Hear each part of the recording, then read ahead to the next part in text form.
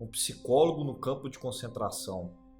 Este livro não trata de fatos e acontecimentos externos, mas de experiências pessoais que milhares de prisioneiros viveram de muitas formas. É a história de um campo de concentração visto de dentro, contada por um de seus sobreviventes. Não vamos descrever os grandes horrores, já bastante denunciados, embora nem sempre se acredite neles, mas sim as inúmeras pequenas torturas. Em outras palavras, tentarei responder a seguinte pergunta: de que modo se refletia na mente do prisioneiro médio a vida cotidiana no campo de concentração? Diga-se de antemão que as experiências aqui relatadas não se relacionam tanto com acontecimentos nos campos de concentração grandes e famosos, mas com os que ocorreram em suas famigeradas filiais menores. É fato notório que justamente esses campos mais reduzidos eram autênticos locais de extermínio. Em pauta estarão aqui não a paixão e morte dos grandes heróis e mártires, mas das pequenas vítimas, a pequena morte da grande massa. Não vamos nos ocupar com aquilo que o capo, nem este ou aquele prisioneiro renomado sofreu ou tem para contar, mas vamos tratar da paixão do prisioneiro comum e desconhecido. Lembrando que o capo eram prisioneiros que dispunham de privilégios e também eram judeus. Os que não possuíam esses privilégios não usavam distintivos em forma de braçadeira e eram desprezados pelos capos, enquanto ele passava fome até morrer de inanição. Os capos não passavam mal.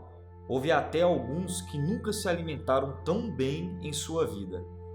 Do ponto de vista psicológico e caracterológico, este tipo de pessoas devem ser encarados antes como os SS ou os guardas do campo de concentração. Os capos tinham se assemelhado a esses, psicológica e sociologicamente. E com eles colaboravam. Muitas vezes eram mais rigorosos que a guarda do campo de concentração e eram os piores algozes do prisioneiro comum, chegando, por exemplo, a bater com mais violência que a própria SS.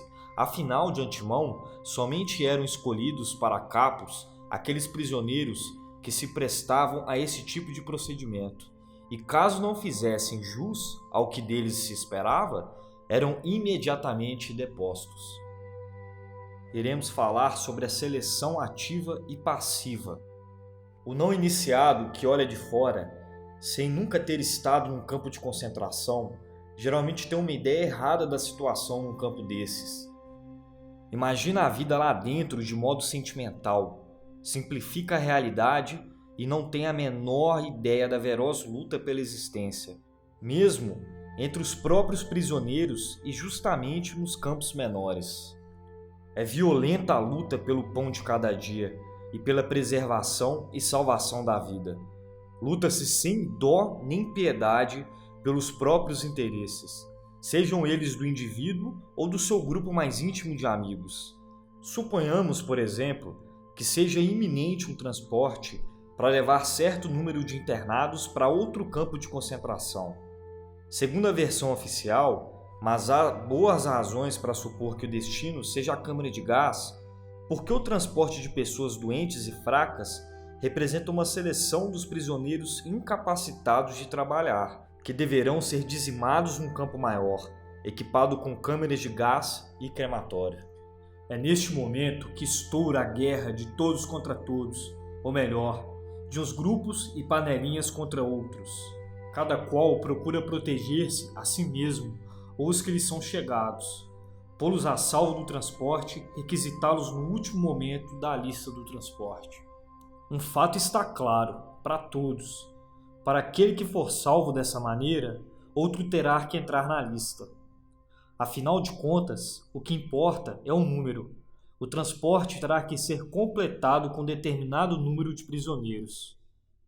Cada qual, então, representa pura e simplesmente uma cifra, pois nas listas constam apenas os números dos prisioneiros.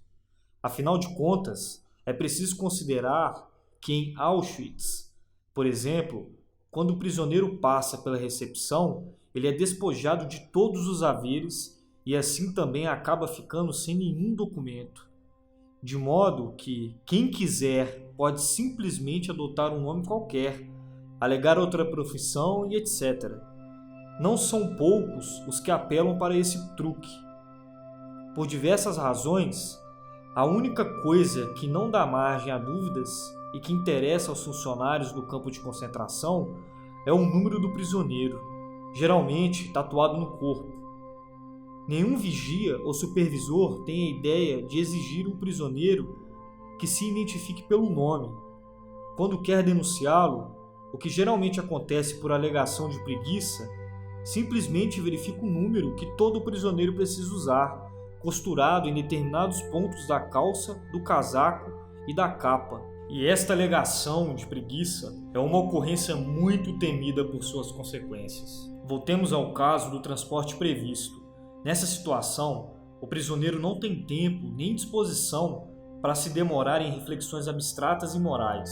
Cada qual só pensa em salvar a vida para os seus, que por ele esperam em casa, e preservar aqueles aos quais se sente ligado de alguma forma no campo de concentração. Por isso, não hesitará em dar um jeito de incluir outra pessoa, outro número no transporte.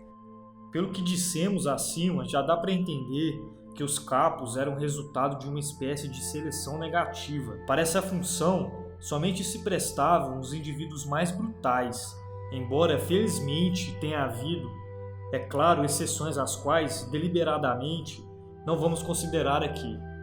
Mas além dessa seleção ativa, efetuada, por assim dizer, pelo pessoal da SS, havia ainda uma seleção passiva.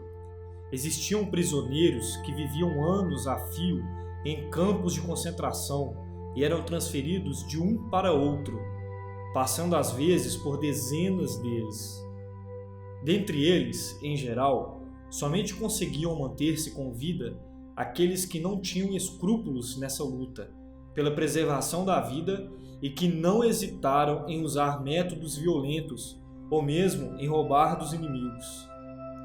Todos nós que escapamos com vida por milhares e milhares de felizes coincidências ou por milagres divinos, seja lá como quisermos chamá-los, sabemos e podemos dizer sem hesitação que os melhores não voltaram.